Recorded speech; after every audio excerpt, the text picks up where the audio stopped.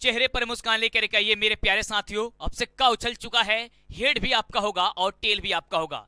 15 तारीख से बिहार बोर्ड द्वारा सेंटअप का परीक्षा होने जा रहा है और सेंटअप का परीक्षा किस तरीके से होगा, क्वेश्चन पेपर कैसा रहेगा, कैसा क्वेश्चन रहेगा, ये सब कुछ बताने वाले हैं। आप स्क्रीन पे देख रहे हैं। इसी प्रकार से जैसे ही आप परीक्षा देने जाइएगा तो क्वेश्चन पेपर मिलेगा और हर एक बच्चे का क्वेश्चन पेपर एक ही जैसा रहेगा, क्योंकि बिहार बोर्ड खुद क्वेश्चन पेपर सेट किया है।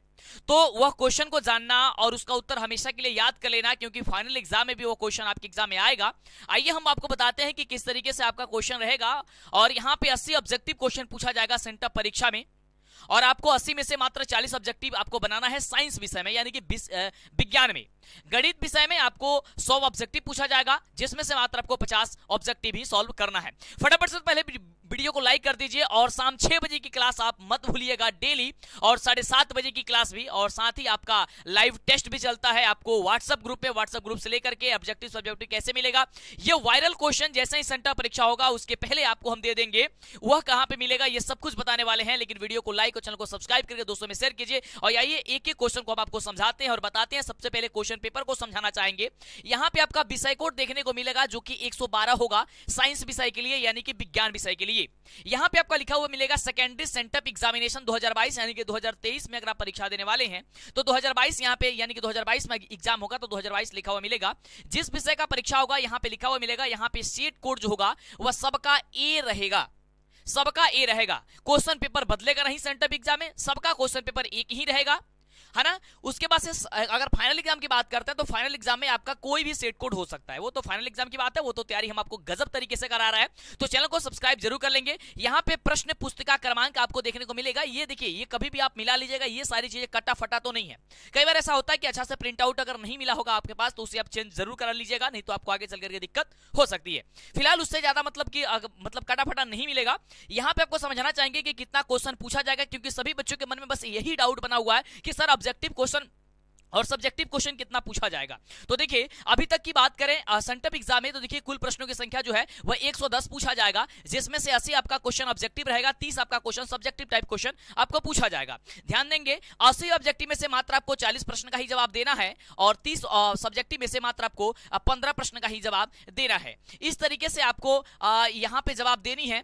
और उसके बाद बात बताना चाहेंगे कि ये 80 नंबर का परीक्षा होता है, 20 नंबर का इसमें प्रैक्टिकल होता है, ठीक है ना। और 2 घंटे 45 मिनट का ये आपका परीक्षा होता है। ये क्वेश्चन पेपर आप समझ चुके हैं। उसके बाद से बहुत सारा निर्देश दिया गया होता है और इसी तरीके से जैसे एग्जाम हॉल में आप बैठिएगा सेंटअप परीक्षा देना। और देखिए, सेंटअप परीक्षा देना आपके लिए बहुत ही ज्यादा जरूरी है। अगर आप सेंटअप परीक्षा नहीं देंगे तो आपका फाइनल एग्जाम में आपका उसका एडमिट कार्ड ही नहीं जारी किया जाएगा। तो यानी कि इसको देना बहुत जरूरी है। काफी बच्चों के मन में बना रहता है कि सर सेंटअप परीक्षा देना जरूरी है या नहीं, तो बिल्कुल जरूरी है, आप समझेंगे। अब चलिए शुरुआत करते हैं कि इसमें क्वेश्चन क्या क्या है, क्योंकि बिहार बोर्ड के द्वारा क्वेश्चन को बनाया गया था, सेंटअप एग्जाम में पूछा गया था। हालांकि यह सेंटअप एग्जाम के लिए बता दें कि पिछले वर्ष का ही क्वेश्चन पेपर है, लेकिन इसे जानना बहुत जरूरी है क्योंकि इसी टाइप का क्वेश्चन आएगा, इसे छोड़ के मत जाइएगा और आपको इससे अंदाजा लगेगा कि आपकी तैयारी कितनी हुई है। लेकिन जो इस वर्ष यानी कि 15 तारीख से होने वाला एग्जाम ना, उसका question paper, original question paper सबसे पहले आपको हम देंगे, इसी यूट्यूब चैनल पे आपको मिल जाएगा और सबसे पहले हम आपको बता देंगे, ठीक ना। फिलहाल इसे आपको आइए हम बताते हैं और हर एक सब्जेक्ट का हम लेकर के आएंगे आपके साथ, तो चैनल को सब्सक्राइब जरूर कीजिएगा। सबसे पहला क्वेश्चन देखिए, काफी शानदार क्वेश्चन है,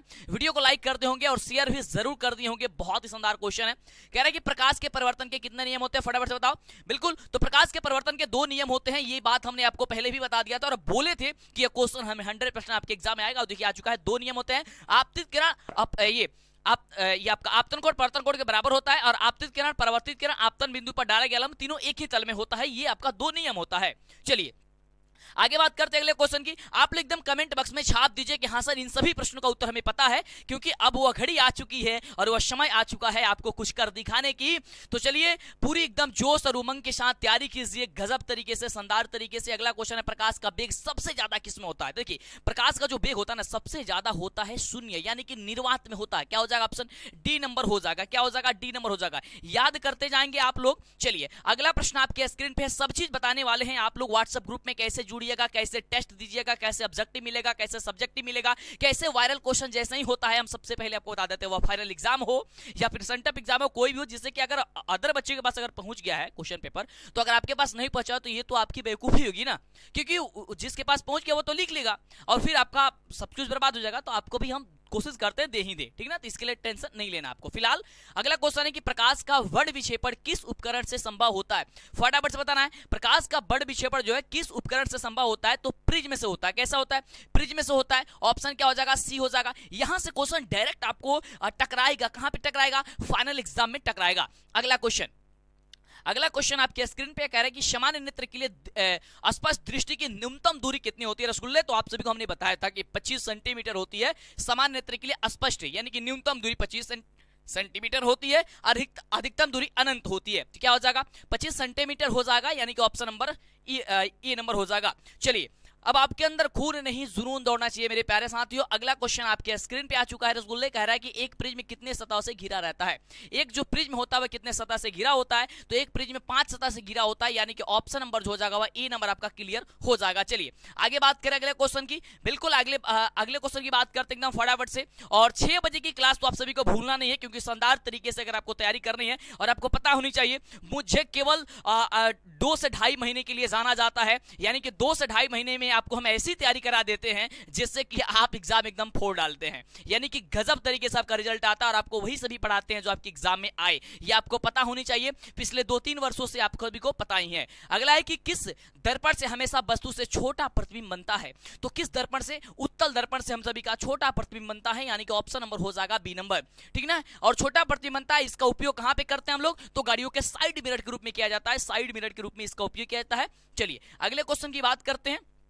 अगला देखिए, अगला है कि विद्युत विभव क्या है, तो देखिए विद्युत जो विभव होता है वो विद्युत विभव अदिश राशि होती है। यहाँ पे कोई बच्चे ने जो है सदिश और सदिश दोनों किया है, ये गलत है, ये आपका हो जाएगा ऑप्शन नंबर ए कि अदिश राशि होता है। क्लियर, ए नंबर आपका क्लियर जवाब हो जाएगा।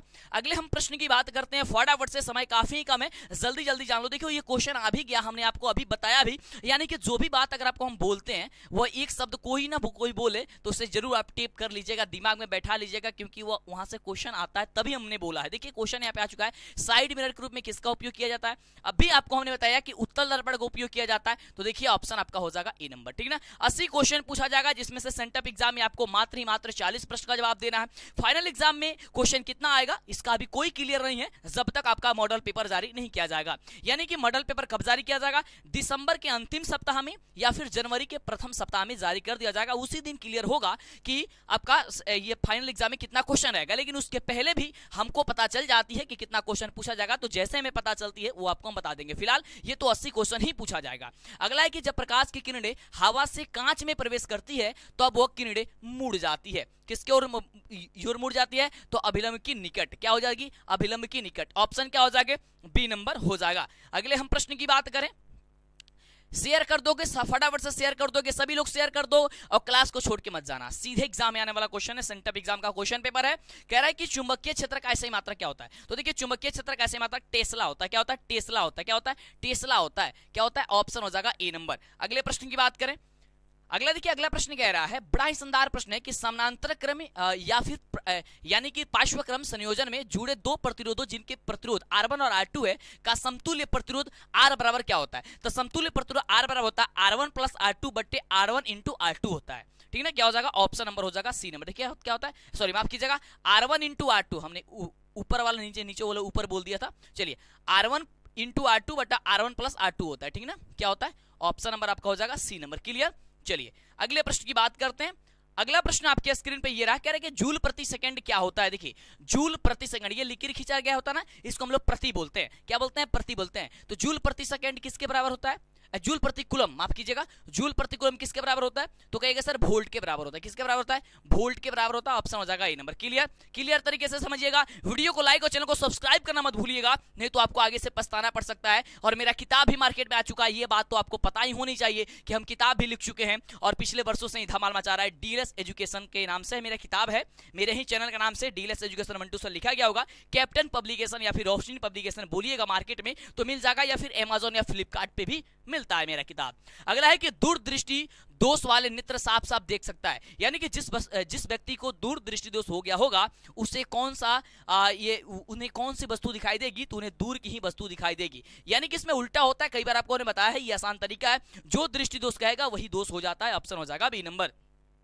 अगले हम प्रश्न की बात करते हैं कि अगला प्रश्न क्या कह रहा है।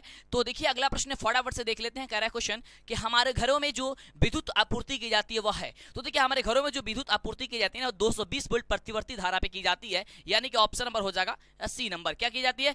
220 वोल्ट के प्रतिवर्ती धारा पे हम लोग का घरों में यूज किया जाता है। ये बात याद करके रखिएगा और यह क्वेश्चन आपके एग्जाम में फाइनल में भी पूछा जा सकता है, तो आप जरूर इसे नोट कर लीजिएगा और एकदम आपको धमाल मचा देनी है। अगले प्रश्न की हम बात करते हैं। कह रहा है प्रश्न कि लघुपथन के समय विद्युत धारा का मान क्या होता है। देखिए जब लघुपथन होता है ना तो उसमें विद्युत धारा का जो मान होता है काफी ज्यादा बढ़ जाता है, अधिक होता है, अधिकतम होता है। क्या हो जाएगा? बहुत अधिक बढ़ जाता है, यानी कि ऑप्शन नंबर हो जाएगा सी नंबर हो जाएगा। फैला दो वीडियो को, जल्दी से फैला दो, अपने दोस्तों में शेयर कर दो फटाफट से। और ये सेंटअप एग्जाम का क्वेश्चन पेपर है। चलिए अगले प्रश्न की बात करते हैं। तो अगला प्रश्न आपके स्क्रीन पे है, बिजली का शौचालय क्या होता है? बताइए रसगुल्ले, बिजली का शौचालय क्या है? तो बिजली का शौचालय यहां से ऑप्शन से चूज करने की बात कर रहा है, तो ग्रेफाइट जो है ऑप्शन नंबर डी में दिया गया है। ये ग्रेफाइट हम सभी का क्या होता है? बिजली का सुचालक होता है, यानी कि इसमें विद्युत का चालन होता है। अगले प्रश्न की बात करते हैं। तो अगला प्रश्न देखते हैं। तो अगला प्रश्न कह रहा है कि क्षारीय विलयन का पीएच मान जो है वो कितना होता है। और हमने इसके बारे में बहुत बार पढ़ाया है, बहुत बार बताया है। जो बच्चे पहले से जुड़े हुए हैं और पिछले वर्षों से भी पढ़ाई कर रहे हैं उनके तो पता ही है कि क्षारीय विलयन का पीएच मान 7 से अधिक होता है, अम्ल का पीएच मान 7 से कम होता है और उदासीन विलयन का 7 के बराबर होता है। ये सारी चीजें हमने पहले आपको बतला दिया था, यानी कि ऑप्शन नंबर हो जाएगा अब बी नंबर आपका राइट ही जवाब। अगले प्रश्न की बात करते हैं। चलिए अगला प्रश्न कह रहा है कि निम्नलिखित में कौन विजातीय यौगिक, देखिए विजातीय कहने का मतलब इतना ही सा होता है कि इसमें से कौन भिन्न है, कौन अलग है इस 4 ऑप्शन में से। तो देखिएगा चूना पत्थर, खगड़िया, संगमरमर, ये तीनों का तीनों एक ही है। लेकिन प्लास्टर ऑफ पेरिस जिसे आप पीओपी कहते हैं, घरों में आजकल यूज ज्यादातर हो रहा है। पहले इतने ज्यादा पीओपी का लोग शौकीन नहीं थे, लेकिन आजकल हम बिना पीओपी का तो घर बन ही नहीं रहा है। यानी प्लास्टर ऑफ पेरिस जो है यहाँ से क्या है? भिन्न है, यानी ये अलग है, यानी कि वह हो जाएगा। अगला प्रश्न कह रहा है कि बेकिंग सोडा का रासायनिक सूत्र क्या है, और बेकिंग सोडा का रासायनिक नाम जो है वो भी पूछा जाता है। तो दोनों तरीका से याद कर लीजिए। ये तो पूछ दिया गया बेकिंग सोडा का रासायनिक सूत्र, तो बेकिंग सोडा का रासायनिक सूत्र होता है NaHCO3 होता है, यानी कि सोडियम बाइकार्बोनेट होता है। तो सोडियम बाइकार्बोनेट हो जाएगा ऑप्शन नंबर ए। क्या हो जाएगा? 8 नंबर आपका राइट ही जवाब हो जाएगा। अगले हम प्रश्न की बात करते हैं। तो अगला प्रश्न देखिए क्या कह रहा है। तो अगला प्रश्न ये रहा आपके स्क्रीन पे। कह रहा है कि निम्नलिखित में से किस हाइड्रोकार्बन में कार्बन कार्बन के बीच 3 आबंध होते हैं। देखिए 3 आबंध आपको पूछ रहा है कि यहां से किस में जो है 3 आबंध होते हैं। तो देखिए C3H4 में 3 आबंध होते हैं, ऑप्शन सी हो जाएगा। ये जो भी बच्चे किए हैं वह गलत है जवाब उनका, ये ऑप्शन नंबर सी होगा। अगले हम प्रश्न की बात करते हैं रसगुल्ले। तो अगला प्रश्न कह रहा है कि CnH2n+2 जो है किसका सामान्य सूत्र होता है। देखिए इसमें 3 होता है, एक होता है, माफ कीजिएगा पेन गिर चुका है। चलिए एक होता है CnH2n+2, एक होता है CnH2n-2 और एक होता है CnH2n। तो CnH2n+2 जो होता है वह एल्केन होता है, जो कि पूछ दिया गया है। इसके अलावा अगर पूछ दिया जाए आपसे कि CnH2n-2 किस में होता है, तो अल्काइन में होता है, याद कीजिएगा। और CnH2n केवल वह होता है आपका एल्कीन होता है, ठीक है। चलिए तो यहां पे तो ऑप्शन हो जाएगा आपका ए नंबर। अगले प्रश्न की बात करते हैं। अगला प्रश्न कह रहा है हम सभी का कि कार्बनिक यौगिकों में कार्बनिक यौगिकों में कार्बन की संयुक्ता कितनी होती है। तो बड़ा आसान क्वेश्चन है। तो कार्बनिक यौगिकों में कार्बन की जो संयुक्ता होती है वह 4 होती है। कितनी होती है? 4 होती है, याद करके रखिएगा। ये ऑप्शन क्या हो जाएगा? सी नंबर हो जाएगा। क्या हो जाएगा? सी नंबर हो जाएगा। अगले हम प्रश्न की बात करते हैं। तो अगला प्रश्न क्या कह रहा है। तो बड़ा ही बढ़िया क्वेश्चन है और क्वेश्चन कह रहा है कि अम्ल राज में HCl और HNO3 का अनुपात कितना होता है। HCl और HNO3 का अम्ल राज में तो 3:1 होता है। ये बात याद करके रखिएगा और सीधे ही जैसे एग्जाम में आएगा आपको फटाफट से इसे 4 डालना है, फटाफट से इसका आंसर करके चले आना है। अगला देखिए और हमसे तेजी से कोशिश कीजिए जवाब देने के रसगुल्ले। अगला क्वेश्चन है कि हमारा शरीर पीएच मान किस सीमा में सही कार्य करता है, सही तरीके से कार्य करता है। तो 7 से लेकर के 7.8 प्रास के बीच जो है वह अच्छे तरीके से कार्य करता है। ऑप्शन नंबर हो जाएगा सी नंबर। अब बातें नहीं करनी है, वह समय और वह घड़ी आ गई है आपको कुछ कर दिखाने की। अगले प्रश्न की बात करते हैं। तो अगला प्रश्न आपके स्क्रीन पे है, क्वेश्चन है यहाँ पे ध्यान से देखिएगा कि कौन सी अधातु जो है वह कमरे के ताप पे द्रव अवस्था में पाई जाती है। वह अधातु होते हुए भी कमरे के ताप पे द्रव अवस्था में पाई जाती है, उसका नाम है ब्रोमीन। क्या नाम है? ब्रोमीन है। देखिए ऑप्शन कहां है, तो ऑप्शन नंबर ए में दिया गया है, तो ए नंबर आपका ऑप्शन जो होगा वह क्लियर ही राइट जवाब आपका सभी का हो जाएगा। अगले हम प्रश्न की बात करते हैं, तो अगला प्रश्न आपके स्क्रीन पे है और प्रश्न कह रहा है कि एल्डिहाइड का आईयूपीएसी जो नाम होता है ना वो क्या होता है? एल्डिहाइड का आईयूपीएसी नाम क्या होता है? तो एल्डिहाइड का आईयूपीएसी जो नाम होता है एथेनॉल। क्या होता है? एथेनॉल होता है।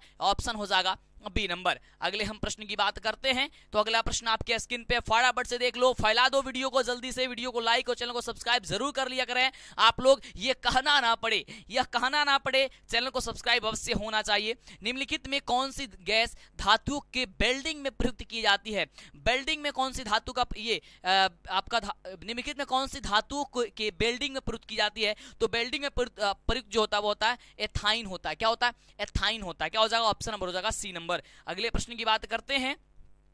अगला प्रश्न कह रहा है कि निम्नलिखित में क्वेश्चन है कि निम्नलिखित में किस वैज्ञानिक ने तिर्यक नियम दिया था? किस वैज्ञानिक ने तिर्यक नियम दिया था? तो डोबेनेरन जो थे वो आपका तिर्यक नियम दिए थे, जो कि ऑप्शन नंबर आपका सी नंबर दिया गया है। ये सी नंबर आपका बिल्कुल ही राइट जवाब हो जाएगा। अगले हम प्रश्न की बात करते हैं, तो बड़ा ही शानदार क्वेश्चन है और प्रश्न कह रहा है कि मेंडलीव की आवर्त सारणी में आवर्तों की जो संख्या होती है वो कितनी होती है? तो देखिए मेंडलीव की आवर्त सारणी में आवर्त की संख्या तो सबको पता है, फटाफट से नीचे कमेंट भी कर दीजिए। उनकी आवर्त सारणी में आवर्त की संख्या 7 होती है। कितनी होती है? 7 होती है। कहां पे ऑप्शन है? ऑप्शन नंबर ए में है। आपको 80 क्वेश्चन पूछा जाएगा, 80 में से मात्र आपको 40 प्रश्न ही करके आना है। वैसे तो आपको 80 क्वेश्चन जाना जरूरी है, क्योंकि जब बिहार बोर्ड क्वेश्चन को सेट करता है और बिहार बोर्ड क्वेश्चन को देता है तो कुछ ना कुछ वो सोच समझ करके ही क्वेश्चन को सेट करता है, यानी कि वो क्वेश्चन का आंसर जानना, सब कुछ जाना बहुत जरूरी है। तो अगर आप छोड़ के जाएंगे तो फिर आपको दिक्कत हो जाएगी। तो छोड़ के नहीं जाइएगा, संकल्प कर लीजिए, कोई भी काम हो घर पे उसे छोड़ देना है और बेहतरीन तैयारी करना है। अगला है कोयला तथा पेट्रोलियम है। कोयला तथा पेट्रोलियम आपका क्या है? आपको ये बताना है, फटाफट से बताइए। कोयला तथा पेट्रोलियम, तो कोयला तथा पेट्रोलियम आपका जीवाश्म ईंधन होता है। क्या होता है? जीवाश्म ईंधन होता है, यानी कि ऑप्शन नंबर हो जाएगा ए नंबर, ये आपका सही जवाब हो जाएगा। अगले हम प्रश्न की बात करते हैं, तो अगला प्रश्न कह रहा है कि निम्नांकित में कौन प्राकृतिक संसाधन है? प्राकृतिक संसाधन यानी कि प्रकृति जिससे द्वारा हमें जो मिला हुआ हो, तो वायु भी हमें प्रकृति से ही मिला है, जल भी है, यह भी हमें प्रकृति से मिला है, ये कोई बनाता नहीं है। मिट्टी भी कोई बनाता है? नहीं बनाता है, यानी कि इनमें से सभी हो जाएगा। क्या हो जाएगा? ऑप्शन नंबर जो डी नंबर दिया गया है ये आप सभी का राइट जवाब हो जाएगा। तो काफी इजी क्वेश्चन आता है आपके एग्जाम में, बस थोड़ी सी आपको सोचने और समझने की जरूरत है, थोड़ी सी आपको ध्यान देने की जरूरत है। तो देखिए अगला क्वेश्चन आपके स्क्रीन पे है कि कैल्शियम की परमाणु संख्या कितनी होती है? क्या क्वेश्चन है? कैल्शियम की परमाणु संख्या आपको बतानी है। तो देखिए कैल्शियम की परमाणु संख्या 20 होती है। कहां पे दिया गया है? ऑप्शन नंबर ए में दिया गया है, तो 20 हो जाएगा। क्या हो जाएगा? ऑप्शन नंबर आपका हो जाएगा ए नंबर, बिल्कुल ही राइट जवाब। अगले प्रश्न की बात करते हैं। अगला प्रश्न कह रहा है कि स्वपोषी पोषण के लिए आवश्यक क्या है? स्वपोषी पोषण कहने का मतलब क्या होता है? जो अपने आप खुद ब खुद वो भोजन बना ले, उसको लिए क्या, उसको क्या क्या चाहिए? उसको आपका क्लोरोफिल चाहिए, सूर्य का प्रकाश चाहिए, कार्बन डाइऑक्साइड चाहिए, जल चाहिए, यानी कि यहाँ पे सारा का सारा जो भी चीज हमने बोला वो सब चीज दिया हुआ है। तो इसका ऑप्शन जवाब हो जाएगा ऑप्शन नंबर डी, कि इनमें से सभी हो जाएगा। ये तो बात आप सभी को पता ही है। अगले प्रश्न की बात करते हैं। अगला प्रश्न हम सभी का कह रहा है कि निम्नलिखित में कौन, क्वेश्चन है कि निम्नलिखित में कौन एक अपघटक है? अपघटक कौन है यहां से बताना आपको, 4 ऑप्शन है। तो देखिए अपघटक आपका बैक्टीरिया हो जाएगा। क्या हो जाएगा? बैक्टीरिया हो जाएगा। जो भी बच्चे ऑप्शन नंबर डी की हैं वो गलत है, बैक्टीरिया होगा। ऑप्शन नंबर आपका हो जाएगा बी नंबर। क्लियर तरीके से समझिएगा और सीधे जैसे एग्जाम में आएगा आपको फटाफट से इसको आंसर करके चले आना है। अगले हम प्रश्न की बात करते हैं। अगला प्रश्न कह रहा है कि एक लिंगी पुष्प का उदाहरण क्या है? एक लिंगी पुष्प का उदाहरण बताओ फटाफट से। तो देखिए एक लिंगी पुष्प का उदाहरण होता है पपीता। क्या होता है? पपीता। ऑप्शन कहां पे है? ए नंबर में। क्या है? ए नंबर में हो जाएगा, बिल्कुल राइट जवाब। तो क्या आपने अभी तक वीडियो को लाइक कर दिया है? कर दिया नहीं किया तो करिए, और चैनल को सब्सक्राइब करना तो भूलना नहीं, बिल्कुल नहीं भूलना है, क्योंकि नहीं करेंगे तो फिर दिक्कत हो जाएगी। एक बार आप चैनल को सब्सक्राइब कर लेंगे, फिर आपसे हर एक वीडियो का नोटिफिकेशन, हर एक वीडियो मिलता रहेगा और आपकी तैयारी जबरदस्त होती रहेगी। अगला क्वेश्चन है कि मेंडल ने अपने प्रयोग में किस पौधे को चयन किया था? तो ये तो बात आप बार बार पढ़ते आ रहे हैं कि मेंडल साहब जी ने मटर के पौधे को चुना था। तो मटर का पौधा कहां पे है? ऑप्शन नंबर सी में है। क्या हो जाएगा? सी नंबर राइट जवाब हो जाएगा। अगले प्रश्न की बात करते हैं। अगला प्रश्न देखते हैं कि अगला प्रश्न क्या कह रहा है हम सभी का। तो अगला प्रश्न है कि जीव किस प्रक्रम द्वारा अपनी जनसंख्या में यानी कि संख्या में वृद्धि करता है। तो जीव जब तक जनन नहीं करेगा तब तक दूसरे जीव की उत्पत्ति नहीं हो सकती। ऑप्शन क्या हो जाएगा, बी नंबर हो जाएगा। क्लियर। अगले प्रश्न की बात करते हैं। अगला प्रश्न आपके स्क्रीन पे है कि नर युग्मक और मादा युग्मक के संलग्न को क्या कहते हैं। तो देखिए नर युग्मक और मादा युग्मक के जो संलग्न होता है उसे हम लोग निषेचन कहते हैं। क्या कहते हैं, निषेचन कहते हैं। फटाफट से याद कर लो, दिमाग में बैठा लो। अगर आप क्वेश्चन का आंसर छोड़ के जाएंगे तो आपको बिल्कुल कह देते हैं आपको पछताना पड़ सकता है, बिल्कुल पछताना पड़ सकता है। और शाम 6 बजे आइए हमारे साथ और मिल करके हम लोग करेंगे धमाल। और दूसरी चीज 7:30 बजे भी एक क्लास आपका पब्लिश किया जाएगा और 6 बजे भी पब्लिश किया जाएगा। जैसे सेंटअप एग्जाम आपका सबका क्लियर हो जाता है उसके बाद से एकदम हम लोग एकदम गजब तरीके से तैयारी करेंगे। ये बात आप सभी को भूलना नहीं है। अगला क्वेश्चन कह रहा है कि स्त्रीकेसर का आधारीय भाग क्या कहलाता है। और आपको पता ही है कि मुझे 2 से 2.5 महीने के लिए मात्र 60 दिन से कमों के समय के लिए हमें जाना जाता है। यानी कि हम उतने कम दिनों में इतने गजब तरीके से आपकी तैयारी करा देते हैं, वो ऑब्जेक्टिव हो सब्जेक्टिव हो हर तरीके से, जिससे परीक्षा में जैसे आप जाते हैं आपको कोई भी दिक्कत नहीं होता है। क्वेश्चन है कि स्त्रीकेसर का आधारीय भाग कहलाता है। तो देखिए स्त्रीकेसर का आधारीय भाग कहलाता है अंडाशय। क्या कहलाता है, अंडाशय कहलाता है। ऑप्शन क्या है, ऑप्शन आप सभी का डी नंबर दिया गया है, आपका राइट जवाब होगा। अगले प्रश्न की बात करते हैं। अगला प्रश्न कह रहा है कि कौन सा रक्त समूह जो है सभी समूह से रक्त को ले सकता है। कौन सा रक्त समूह, तो देखिए जो ओ वाले होते हैं ना, आपका ब्लड ग्रुप क्या है आप नीचे जरूर कमेंट कीजिएगा। अभी तक तो हमें खुद पता नहीं है कि मेरा ब्लड ग्रुप क्या है, क्योंकि आज तक हमें चेक कराया ही नहीं है, लेकिन बहुत जल्द उसको कराना है हमको चेक, है ना। लेकिन ओ ग्रुप वाले जो होते हैं वो उनका जो होता है वह समूह क्या होता है, वो सभी रक्त को ले सकते हैं। ये बहुत ही बढ़िया ब्लड ग्रुप भी होता है। चलिए अगला कह रहा है कि मेंडल का प्रथम नियम क्या था। तो मेंडल का प्रथम जो नियम था वह पृथक्करण का नियम था। क्या था, पृथक्करण का नियम, यानी कि अलग करने का, यानी कि वो चुन रहे थे और चुन कर वह अलग कर रहे थे। ऑप्शन क्या आ जाएगा, बी नंबर हो जाएगा। अगले प्रश्न की बात करते हैं। वैसे तो देखिए 40 ही क्वेश्चन बनाना है आपको, लेकिन 80 क्वेश्चन पूछा जाएगा आपके एग्जाम में, ये बात ध्यान रखिएगा। और 80 क्वेश्चन आपको जानना बहुत जरूरी है। जब बिहार बोर्ड इस तरीके का क्वेश्चन सेट करता है तो यानी कि उस सब का क्वेश्चन का आंसर तो जानना बेहद ही खास हो जाता है। अगला प्रश्न आपके स्क्रीन पे है और प्रश्न कह रहा है कि निम्नलिखित में से कौन पुनरुद्भवन का उदाहरण है। पुनरुद्भवन का उदाहरण जो है वो क्या हो जाएगा, हाइड्रा हो जाएगा। क्या हो जाएगा, हाइड्रा हो जाएगा। ऑप्शन नंबर क्या हो जाएगा, बी नंबर हो जाएगा।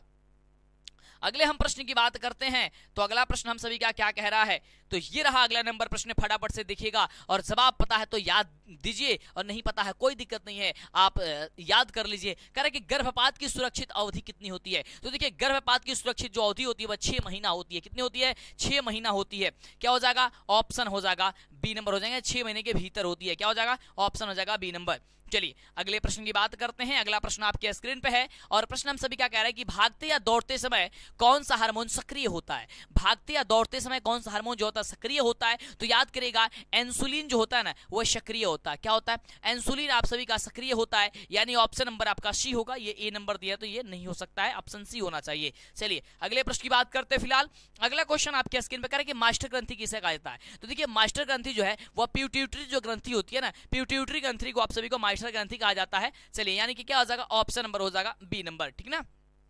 चलिए अगले प्रश्न की बात करते हैं। तो अगला प्रश्न कह रहा है कि पादप हार्मोन का उदाहरण क्या होता है, बताओ तो पादप हार्मोन का उदाहरण। तो देखिए पादप हार्मोन यहां से कौन है, तो ऑक्सीजन जो दिया गया ना, देखिए काफी बच्चे इसे ऑक्सीजन पढ़ लेते हैं, ऑक्सीजन नहीं लिखा, ऑक्सीजन लिखा है। तो ऑक्सीजन जो है वह ऑक्सीजन हो जाएगा, वह पादप आपका एक हार्मोन होता है। ऑप्शन क्या हो जाएगा, ए नंबर हो जाएगा। अगला प्रश्न देखिए, अगला प्रश्न कह रहा है कि निम्नलिखित में यानी कि निम्न में से कौन सा एंजाइम लार में पाया जाता है। देखिए लार में पाया जाने वाला एंजाइम कौन है, तो लार में पाया जाने वाला एंजाइम होता है टाइलिन होता है, माफ कीजिएगा टाइलिन होता है। क्या होता है, टाइलिन होता है। ऑप्शन क्या हो जाएगा, बी नंबर हो जाएगा। अगले प्रश्न की बात करते हैं कि अगला प्रश्न क्या कह रहा है। तो अगला प्रश्न आपके स्क्रीन पे है, बड़ा ही शानदार और जबरदस्त प्रश्न है और प्रश्न कह रहा है कि निम्नलिखित में से कौन सा प्रभावी गुण है। प्रभावी गुण कौन सा है, तो देखिए लंबा होना जो है एक प्रकार की प्रभावी गुण होता है, यानी कि ऑप्शन नंबर जो हो जाएगा वह आपका ए नंबर हो जाएगा कि लंबा होना यानी कि लंबाई ये प्रभावी गुण है। ये सिकुड़ना भी ये गलत जवाब है, जो भी बच्चे दिए हुए थे उनका गलत है। ऑप्शन हो जाएगा ए नंबर। क्लियर तरीके से आपने समझा। चलिए आगे बात करते हैं। अगला जो प्रश्न है वह प्रश्न बड़ा ही शानदार है, बड़ा ही जबरदस्त है। कह रहा है कि लेंस सूत्र क्या होता है। ये तो आप सभी जानते हैं, लेंस सूत्र, दर्पण सूत्र, ये सबको पता होना चाहिए आपको, क्योंकि ये सिद्ध करने के लिए भी आता है आपके एग्जाम में। कोई नहीं, आपको याद करा देंगे हम, आपको दिक्कत होती है हमको पता है, लेकिन आपको हम याद करा देंगे, टेंशन नहीं है। आपको बनाना सिखा देंगे कि कैसे क्या चीज होता है। फिलहाल यहाँ पे ऑब्जेक्टिव में क्वेश्चन पूछा है कि लेंस का जो होता है वो आपका लेंस सूत्र क्या होता है, तो 1/v माइनस 1/u बराबर 1/f होता है। तो क्या हो जाएगा, ऑप्शन नंबर हो जाएगा सी नंबर। क्या होता है, 1/v माइनस 1/u बराबर 1/f होता है। अगले प्रश्न की बात करते हैं। अगला प्रश्न आपके स्क्रीन पे है, कह रहा है कि द्विउत्तल लेंस को क्या कहा जाता है। द्विउत्तल लेंस, देखिए द्विउत्तल लेंस को क्या कहा जाता है। देखो यहां से ऑप्शन है, द्विउत्तल लेंस का क्या कहते हैं, अपसारी, अभिसारी, दोनों प्रकार का लेंस है, फिर इनमें से सभी। देखो यहां पे पहले ही कह दिया द्वि का मतलब दो होना चाहिए, यानी कि दोनों प्रकार का लेंस हो जाएगा। क्या हो जाएगा, ऑप्शन नंबर सी हो जाएगा। कुछ कुछ क्वेश्चन में ही आंसर रहता है, छिपा रहता है, लेकिन आपको ढूंढने की जरूरत है। आप थोड़ा सा दिमाग लगाइएगा, आप ढूंढ जरूर लीजिएगा। अगला प्रश्न है, अगला प्रश्न कह रहा है कि उत्तल लेंस की क्षमता क्या होती है। तो देखिए उत्तल लेंस की क्षमता देखिए, उत्तल लेंस की क्षमता डायऑप्टर, ये आपका क्या नाम है, धनात्मक में होती है। क्या होती है, धनात्मक में होती है, यानी कि हमेशा प्लस में होती है। लेकिन वही बात किया जाता है अवतल लेंस की, अवतल लेंस की क्या होती है, ऋणात्मक में होती है, यानी कि माइनस में होती है। ऑप्शन क्या हो जाएगा, ए नंबर हो जाएगा। चलिए अगले प्रश्न की बात करते हैं। अब देखो ये क्वेश्चन पूछ दिया गया कि प्रकाश के अपवर्तन के नियम कितने होते हैं। प्रकाश के अपवर्तन, देखिए प्रकाश के परावर्तन के भी दो नियम होते हैं, प्रकाश के अपवर्तन के भी दो नियम होते हैं, यानी क्या हो जाएगा, ऑप्शन नंबर हो जाएगा सी नंबर। क्या ये सारी चीजें आपको पता है पहले से? नहीं पता है तो अभी आपको फोकस करने की, पढ़ने की बहुत ज्यादा जरूरत है। तो अभी से लग जाइए, उठिए और खड़े होइए, फटाफट से जाइए और बुक निकालिए और पढ़ना शुरू कीजिए, क्योंकि अब समय नहीं रहा, अब आपको एकदम एग्जाम ही देना है। चलिए अगला क्वेश्चन, कौन सा रंग खतरे के सिग्नल में प्रयोग होता है। लेकिन सबसे पहले जो भी आपको पढ़ाया जाता है, बताया जाता है, सारा चीज को आपको याद कर लेना है। खतरे के लिए लाल रंग का प्रयोग किया जाता है, ये तो सबको ही जानता है, यानी ऑप्शन क्या हो जाएगा, सी नंबर आपका राइट जवाब हो जाएगा। अगले हम प्रश्न की बात करते हैं। अगला प्रश्न कह रहा है कि विद्युतमय तार, यानी कि समानता होता है, विद्युतमय जो तार होता है वह समानता होता है, तो विद्युतमय जो तार होता है वह समानता लाल रंग का होता है। कैसा होता है, लाल रंग का होता है। ऑप्शन क्या हो जाएगा, बी नंबर हो जाएगा। अगले प्रश्न की बात करते हैं। अगला प्रश्न क्या रहेगा, विद्युत मोटर परिवर्तित करता है। तो देखिए जो विद्युत मोटर होता है वह परिवर्तित करता है विद्युत ऊर्जा को यांत्रिक ऊर्जा में। जो पंखा लगा होता है ना घरों में, वो क्या करता है, लाइट उसमें आता है, करंट आता है, यानी कि विद्युत आता है, विद्युत को क्या कर देता है, उसको चलाने लगता है फैन को, यानी कि वह यांत्रिक ऊर्जा में बदल देता है। क्या हो जाएगा, विद्युत ऊर्जा को यांत्रिक ऊर्जा में, यानी ऑप्शन हो जाएगा क्लियर, बी नंबर। अगले हम प्रश्न की बात करते हैं। अगला प्रश्न कह रहा है कि किसी चालक का प्रतिरोध निर्भर करता है। देखो किसी चालक का प्रतिरोध, तो देखिए किसी चालक का प्रतिरोध है वह चालक की लंबाई पे, चालक के अनुकृष्ट काट के क्षेत्रफल पर, चालक की प्रकृति पर, ये सभी जगह निर्भर करता है। तो क्या दिया गया है, चालक की लंबाई, चालक की प्रकृति पर, चालक के अनुकृष्ट काट के क्षेत्रफल पर, ये तीनों पर निर्भर करता है, यानी कि ऑप्शन नंबर जो हो जाएगा ये आपका क्या हो जाएगा, डी नंबर हो जाएगा। क्लियर। तो इस तरीके से आपको सारा का सारा क्वेश्चन आपको पढ़ लेना है, और आपको जो भी दिक्कत होता है ये आपको हम बता देंगे, ठीक ना, बिल्कुल ये सारी चीजें हम बता देंगे आपको, आपको टेंशन नहीं लेनी है, ठीक ना। चलो अगले प्रश्न की बात करते हैं। ये थोड़ा सा डबल ट्रिपल पेज हो गया, इसलिए हम डायरेक्ट यहाँ पे आते हैं। 56 नंबर के पास प्रश्न के बाद 57 नंबर प्रश्न है, ठीक ना। ये रहा 57 नंबर प्रश्न आपके स्क्रीन पे। कह रहा है कि एक कूलम आवेश में इलेक्ट्रॉन की संख्या कितनी होती है। एक कूलम आवेश में इलेक्ट्रॉन की जो संख्या होती है वो होती है 6.25 इंटू 10⁻18 कूलम होती है। क्या हो जाएगा, ये इलेक्ट्रॉन होती है, माफ कीजिएगा ये इलेक्ट्रॉन में होता है, ई होगा यहाँ पे, ठीक ना, ए नंबर हो जाएगा। एक कूलम आवेश में 6.25 यानी कि 6.25 गुणे 10⁻18 आपका इलेक्ट्रॉन होता है। अगले प्रश्न की बात करते हैं। तो अगला प्रश्न कह रहा है कि कौन नाभिकीय विखंडन को नियंत्रित करने में प्रयुक्त होता है। नाभिकीय विखंडन में प्रयुक्त करने की, नाभिकीय विखंडन को नियंत्रित करने में प्रयुक्त होता है। देखिए नाभिकीय विखंडन में आपका होता है कैडमियम का छड़ होता है, कैडमियम का छड़, ये ऑप्शन नहीं होगा, लोहा का छड़ नहीं होगा, कैडमियम का छड़ होता है, ऑप्शन हो जाएगा आपका सी नंबर। क्लियर।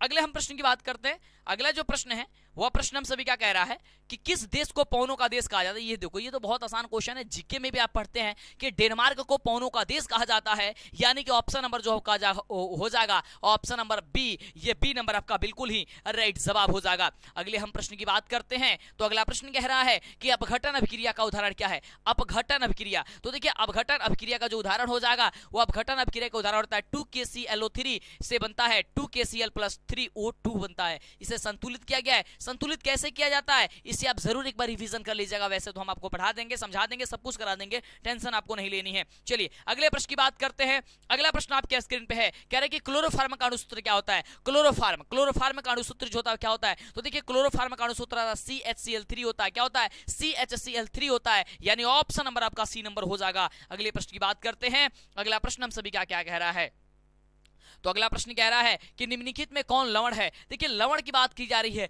लवण कब बनता है, जब अम्ल और क्षार आपस में विक्रिया करते हैं तो उस प्रकार उसके बाद से क्या बनता है, उसके फलस्वरूप लवण और जल का निर्माण होता है। तो यहां से लवण बताना है। तो आप सभी जानते हैं कि ये NaCl जो दिया गया है यह एक लवण होता है। सोडियम क्लोराइड, सोडियम क्लोराइड क्या है, एक लवण है। लेकिन HCl एक आपका क्षार है। KOH ये भी आपका क्षार है और NaOH ये भी आपका क्षार ही होता है। लेकिन लवण पूछ रहा है तो NaCl आपका एक लवण हो जाएगा। अगला प्रश्न कह रहा है कि लोहे की परमाणु संख्या जो होती है वो कितनी होती है। ये बड़ा ही शानदार क्वेश्चन है।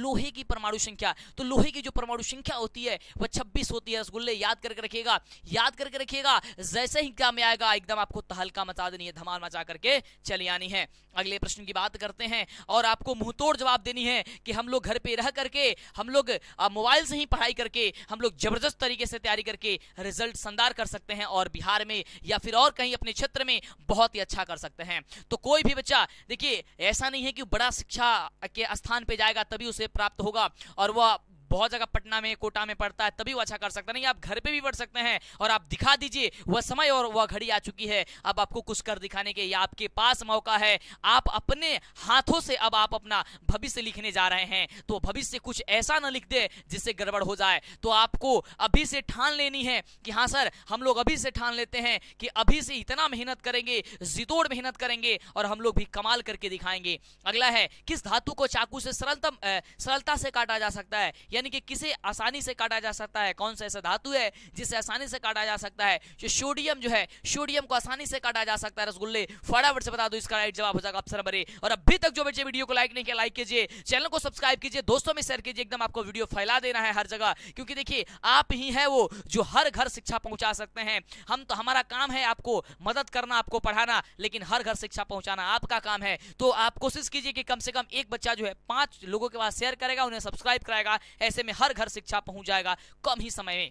अगला है कि हेमेटाइट निम्नलिखित में से किस धातु का अयस्क होता है। हेमेटाइट, तो हेमेटाइट जो होता है वह Fe का होता है, यानी कि लोहा का होता है। क्या होता है, लोहा का होता है। ऑप्शन नंबर बी नंबर हो जाएगा। ये सब कुछ आपको बताने वाले हैं। ये ऑब्जेक्टिव, ये सब्जेक्टिव क्वेश्चन पेपर जैसे ही वायरल होगा वो क्वेश्चन पेपर आपको कैसे मिलेगा, कहां पे मिलेगा, किस वेबसाइट से मिलेगा, आपको हम बताने वाले हैं। सारा चीज बताने वाले हैं, टेंशन नहीं लेना है। अगला है, धातु का ऑक्साइड होते हैं। देखिए धातु का ऑक्साइड क्षारीय होते हैं, यह बात याद करके रखिएगा। सेंटअप एग्जाम का क्वेश्चन पेपर है और सेंटअप एग्जाम के क्वेश्चन पेपर से ही आपके एग्जाम में भी क्वेश्चन पूछा जाएगा। बहुत सारा क्वेश्चन टकराएगा, तो इसे आपको ध्यान देना है और याद कर लेना है। अगले प्रश्न की हम बात करते हैं। अगला प्रश्न करके सरलतम हाइड्रोकार्बन क्या है। तो देखिए सरलतम हाइड्रोकार्बन की बात की जा रही है कि सरलतम हाइड्रो जो कार्बन होती है वो क्या होती है। देखिए तो सरलतम हाइड्रोकार्बन मीथेन होती है। क्या होती है, मीथेन होती है। ऑप्शन हो जाएगा ए नंबर, लेकिन ब्यूटेन गलत है, गलत जवाब कोई दिया है, मीथेन इसका जवाब होगा। अगले प्रश्न की बात करते हैं कि अगला प्रश्न क्या कह रहा है। तो अगला प्रश्न कह रहा है, बड़ा ही शानदार प्रश्न है कि दही में कौन सा अम्ल पाया जाता है। ये लो, ये तो बड़ा ही लाजवाब क्वेश्चन आ चुका आपके स्क्रीन पे, एकदम फटाफट से बता दो। तो दही में क्या पाया जाता है, लैक्टिक अम्ल पाया जाता है। क्या पाया जाता है,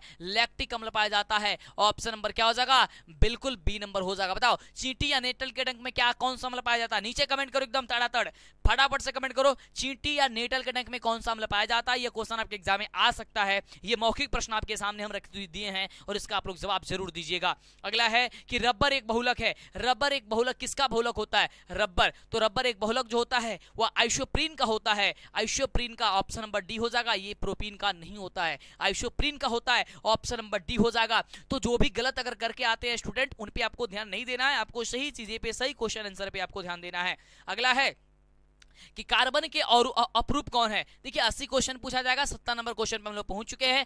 कार्बन का अप्रूप कौन है। कार्बन का अप्रूप देखिए ऑप्शन है हीरा है, या फिर ग्रेफाइट है, या फिर फ्लोरीन है। तो देखिए कार्बन का अप्रूप ये तीनों का तीनों होता है, यानी कि ऑप्शन क्या हो जाएगा, इनमें से सभी हो जाएगा। क्या हो जाएगा, डी नंबर आपका राइट जवाब हो जाएगा। चलिए अगले प्रश्न की हम बात करते हैं। अगला प्रश्न आपके स्क्रीन पे बड़ा ही शानदार क्वेश्चन आ चुका है कि मनुष्य में गुणसूत्रों की संख्या कितनी होती है। मनुष्य में गुणसूत्र की संख्या, तो याद कीजिएगा मनुष्य में गुणसूत्र की संख्या 46 होती है, लेकिन जोड़े में बात करें तो 23 जोड़े होती है। तो यहाँ पे 46 दिया गया है, लेकिन आपके एग्जाम में फाइनल में पूछा जाएगा मनुष्य में गुणसूत्र की संख्या कितने जोड़े होते हैं, तो 23 जोड़े होते हैं, वैसे 46 होते हैं। चलिए अगले प्रश्न की बात करते हैं, फटाफट से हम लोग कर लेते हैं, समय काफी कम, एकदम आपको जाकर के धमाल मचा ही देना है। अगला प्रश्न है कि निम्नलिखित में कौन उत्सर्जी अंग है? उत्सर्जी का मतलब जो उसे बाहर करे, उत्सर्जित करे, कौन है? ब्रिक है, किडनी है। किडनी के नाम आप जानते होंगे, क्या हो जाएगा? बी नंबर हो जाएगा। क्लियर? चलो अगले प्रश्न की बात करें। अगला प्रश्न करेंगे वृत्त की संरचनात्मक एवं क्रियात्मक इकाई को क्या कहते हैं? देखो वृत्त के संरचनात्मक तथा क्रियात्मक इकाई को नेफ्रॉन कहते हैं। क्या कहते हैं? नेफ्रॉन कहते हैं। और नेफ्रॉन का चित्र आपके एग्जाम में आ सकता है, ये 5 नंबर में पूछा जाएगा। आज ही और अभी आपको बता देते हैं, 5 चित्र याद कर लीजिएगा, लगभग 5 से 6 चित्र, उसे नोट कर लीजिए कॉपी कलम लेकर के, जल्दी से बता रहे हैं आपको। पहला नेफ्रॉन का चित्र याद कर लीजिएगा, फाइनल एग्जाम में पूछा जा सकता है, या न्यूरॉन का चित्र, या मानव मस्तिष्क का चित्र, या फिर पुष्प के अनुदैर्घ्य काट का चित्र, यानी कि फूल का चित्र जिसमें स्त्री केसर, पुंकेसर, अंकुड़ी, पंखुड़ी दर्शाया गया होता है, या फिर पाचन तंत्र मानव मस्तिष्क का चित्र। ये चीजें आपको याद करके रखनी है। चित्र कैसे बनाया जाता है ये आप जरूर बना लीजिएगा, एक बार प्रैक्टिस कर लीजिएगा, इनमें से कोई भी क्वेश्चन आपके एग्जाम में आ सकती है। अगला है निम्नलिखित में कौन उत्सर्जी अंग है? देखिए यहाँ पे डबल ये क्वेश्चन पूछ दिया गया है, नहीं डबल नहीं, हमारा दोबारा क्वेश्चन ही आ चुका है यहाँ पे, कोई नहीं, इसको हम आगे बढ़ते हैं। नेफ्रॉन यानी कि डबल पेज इसमें ऐड हो चुका है, ठीक ना। चलो इसको हटाते हैं। पहले ये पीडीएफ बनाते वक्त जो है ना वो गड़बड़ हो गया है ना, तो इसमें आपको टेंशन नहीं लेना, हम आपको ला रहे हैं। नीचे होगा क्वेश्चन, देखो कितना बार गड़बड़ हुआ है जी। हाँ चलिए आ चुका है। सबसे छोटी अंतःस्रावी ग्रंथि क्या? इसके नहीं, इसके पहले भी क्वेश्चन है ना, हाँ इसके पहले भी क्वेश्चन है, इसके पहले क्वेश्चन, चलिए हाँ आ चुका है। चलिए यहाँ पे आ चुका है 74 नंबर क्वेश्चन। कह रहा है कि पाचन क्रिया पूर्ण होती है, बताओ तो पाचन क्रिया किसमें पूर्ण होती है? ये पीडीएफ बनाते वक्त थोड़ा सा पेज जो है डबल वगैरह जो है बन चुका है, उसमें आपको ध्यान देनी है। पाचन क्रिया पूरी होती है, तो देखिए पाचन जो क्रिया है ना वो छोटी आंत में पूरी होती है। काफी बच्चे बड़ी आंत टिक करते हैं, बड़ी आंत में थोड़ी पूरी होती है, छोटी आंत में पूरी होनी चाहिए। चलो अगले क्वेश्चन की बात करते, कह रहे हैं कि उच्च रक्तचाप कहलाता है। तो देखिए उच्च रक्त जो चाप है वो हाइपरटेंशन कहलाता है। क्या कहता है? हाइपरटेंशन। हाइपरटेंशन याद कीजिएगा, हाइपरटेंशन। देखिए हाइपोटेंशन और हाइपरटेंशन दोनों में अंतर है ना, देखो एक ही शब्द जैसा लग रहा है ना दोनों, लेकिन इसमें अंतर है। देखिए हाइपरटेंशन पे आपको टिक करना, ना कि हाइपोटेंशन, हाइपरटेंशन होगा, ठीक है ना। अगला है एंड्रोजेन है, तो एंड्रोजेन क्या है? एंड्रोजेन, तो एंड्रोजेन जो होता है ना वो एक प्रकार का नर हार्मोन होता है, यानी कि मेल हार्मोन होता है। क्या होता है? मेल हार्मोन होता है एंड्रोजेन। ऑप्शन हो जाएगा ए नंबर। अगले हम प्रश्न की बात करते हैं। अगला प्रश्न क्या कह रहा है? तो अगला प्रश्न ये रहा आपके स्क्रीन पे, कह रहा है कि सबसे छोटी अंतःस्रावी ग्रंथि क्या है? सबसे छोटी अंतःस्रावी ग्रंथि जो है वह क्या है? तो सबसे छोटी अंतःस्रावी ग्रंथि होती है पिट्यूटरी ग्रंथि। पिट्यूटरी जो ग्रंथि है वह सबसे छोटी अंतःस्रावी ग्रंथि होती है। ऑप्शन हो जाएगा बी नंबर। अगले हम प्रश्न की बात करते हैं। अगला प्रश्न कह रहा है कि पुरुष का मैथुन अंग क्या कहलाता है? पुरुष का मैथुन अंग, तो देखिए पुरुष का मैथुन अंग सीसन कहलाता है। क्या कहलाता है? सीसन कहलाता है। क्या हो जाएगा? ऑप्शन नंबर डी हो जाएगा। इसी तरीके के सभी सब्जेक्ट आपका मिलेगा, सभी सब्जेक्ट मिलेगा। जल्दी से चैनल को सब्सक्राइब करें, तभी तो आपको नोटिफिकेशन मिल पाएगा। व्हाट्सएप ग्रुप से लेकर के सारी चीजें आपको तो पता ही है, जानकारी आपको बता देते हैं, टेंशन नहीं लेना है। चलिए अगला प्रश्न, उम्मीद है कि आप लोग सभी लोग चैनल को सब्सक्राइब कर देंगे, कर दिए होंगे, और वीडियो को लाइक करके अपने दोस्तों में भी शेयर कर दिए होंगे। अगला प्रश्न है कि मनुष्य का वैज्ञानिक नाम क्या है? बताओ तो मनुष्य का वैज्ञानिक नाम हेमोसोपियंस होता है, यानी कि हेमोसोपियंस कहां लिखा गया है? तो हेमोसोपियंस ऑप्शन नंबर बी में लिखा गया है, और ऑप्शन नंबर बी नंबर जो होगा वो बिल्कुल राइट जवाब हो जाएगा। और ये रहा आपका लास्ट और अंतिम प्रश्न, बीज पत्र का कार्य क्या होता है? बताओ रसगुल्ले फटाफट से, बीज पत्र का कार्य क्या होता है? बीज पत्र, जो बीज पत्र होते हैं वो बीज पत्र का कार्य क्या होता है? तो बीज की सुरक्षा करना, सुरक्षा होता है, यानी कि ऑप्शन नंबर हो जाएगा ए नंबर। इस तरीके से आपने देखा साइंस का पूरे 80 क्वेश्चन, और इसी तरीके से आपको मचाना है धमाल। मात्र आपको जवाब देना है 40 क्वेश्चन का, और भी सब्जेक्ट का आपको वीडियो मिल जाएगा इसी चैनल पे। तो चैनल को सब्सक्राइब, वीडियो को लाइक, और चैनल को अपने दोस्तों में शेयर जरूर कीजिएगा, उन्हें बताइए और शानदार तैयारी कीजिए। फिर मिलते हैं आपसे इसी तरह की कमाल वीडियो के साथ नेक्स्ट वीडियो में।